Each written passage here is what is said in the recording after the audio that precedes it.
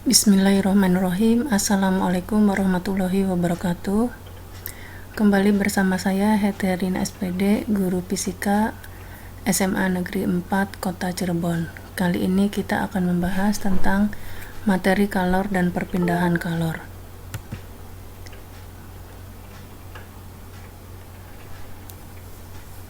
Besaran-besaran yang akan kita bahas dalam kalor yaitu yang pertama ada suhu, yang kedua ada kalor, dan yang ketiga ada energi dalam.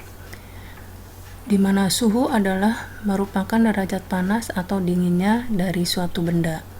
Sedangkan kalor adalah energi yang mengalir dari benda yang bersuhu tinggi ke benda yang bersuhu lebih rendah karena adanya perubahan suhu. Jadi energi juga jadi kalor juga itu merupakan bentuk energi yang mengalir dari benda panas ke benda yang lebih dingin.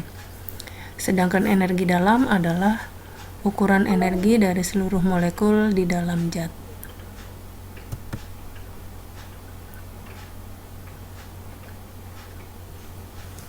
Atau dapat dikatakan bahwa kalor atau kalorik adalah zat alir yang terkandung dalam benda dan tidak terlihat oleh mata atau abstrak. Ada dua pendapat tentang teori kalorik dan teori kinetik. Yang pertama, teori kalorik menyatakan bahwa benda yang suhunya lebih tinggi mengandung lebih banyak kalorik daripada benda yang suhunya lebih rendah. Jadi ibaratnya air panas dengan air dingin, maka air panas menurut teori kalorik dikatakan mengandung lebih banyak kalorik daripada air dingin. Jadi ketika dua benda yang suhunya berbeda disentuhkan, maka akan terjadi perpindahan kalorik dari benda bersuhu lebih tinggi ke benda bersuhu rendah. Sedangkan teori kinetik menyatakan bahwa zat disusun oleh partikel-partikel kecil yang selalu bergerak. Dalam benda yang lebih panas, partikel-partikel bergerak lebih cepat, sehingga energinya lebih besar daripada benda-benda yang bersuhu dingin.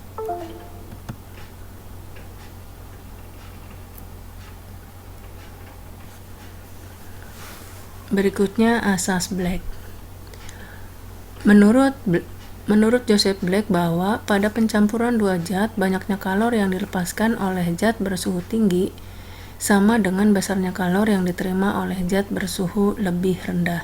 Jadi menurut Joseph Black bahwa kalor yang dilepas oleh benda yang bersuhu tinggi sama dengan kalor yang diterima oleh yang bersuhu rendah, atau secara matematik bisa dikatakan bahwa Q lepas sama dengan Q terima.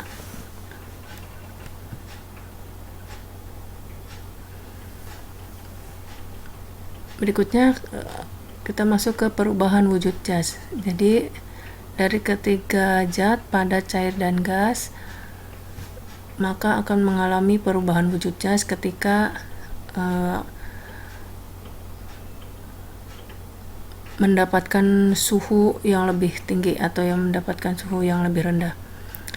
Dari padat ke cair yaitu melebur atau mencair, dari cair ke padat yaitu membeku, dari cair ke gas yaitu menguap, dari gas ke cair itu mengembun, dari padat ke gas itu menyublim, dan dari gas ke padat itu deposisi atau mengkristal.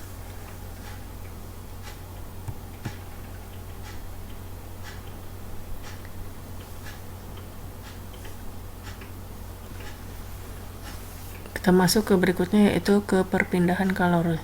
Jadi kalor itu bisa berpindah yaitu dengan secara konduksi, konveksi, dan radiasi. Apa itu konduksi, konveksi, dan radiasi?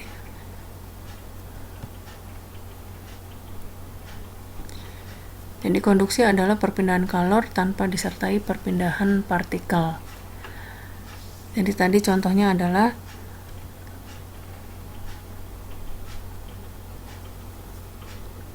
ketika kita memanaskan tembaga atau besi, maka lama-kelamaan tangan kita akan merasa panas. Disitulah ada terjadi perpindahan kalor secara konduksi, artinya besi tadi tidak ikut bergerak, jadi hanya energinya saja yang berpindah dari satu partikel ke partikel yang lain dalam besi tersebut. Jadi konduksi adalah perpindahan kalor tanpa disertai perpindahan partikel. Dan ada yang kita kenal dengan konduktor dan isolator, di mana konduktor adalah zat yang mudah menghantarkan kalor, sedangkan isolator merupakan zat yang sukar menghantarkan kalor. Contoh dari konduktor dalam kehidupan sehari-hari misalnya besi, tembaga, aluminium, seng, dan seterusnya, sedangkan isolator kalau dalam kehidupan kita sehari-hari misalnya plastik. Yang kedua adalah konveksi. Konveksi adalah perpindahan kalor yang disertai perpindahan partikel. Contohnya adalah misalnya terjadinya sirkulasi udara dalam ruangan ataupun terjadinya angin laut dan angin darat. Di sini partikel-partikel udaranya ikut bergerak atau berpindah. Jadi dalam ruangan, yang di dalam ruangan misalnya keluar, yang di luar ruangan masuk ke dalam. Itu contoh dari konveksi, terjadinya sirkulasi udara dalam ruangan. Yang ketiga adalah perpindahan kalor secara radiasi. Radiasi adalah perpindahan energi kalor dalam bentuk gelombang elektromagnetik. Contohnya ketika kita berada di terik matahari maka kita akan merasa panas, atau ketika kita berada di dekat sumber api maka kita pun akan merasa panas. Itu contoh dari radiasi.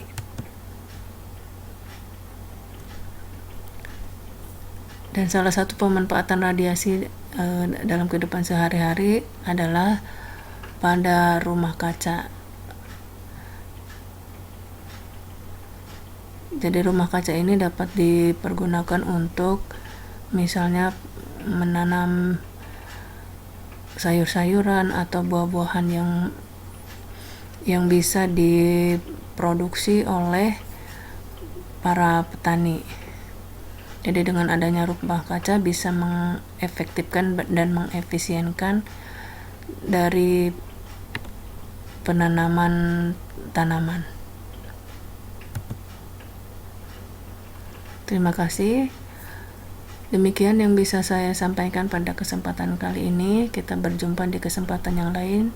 Saya tutup dengan wabillahi taufik wal hidayah. Wassalamualaikum warahmatullahi wabarakatuh.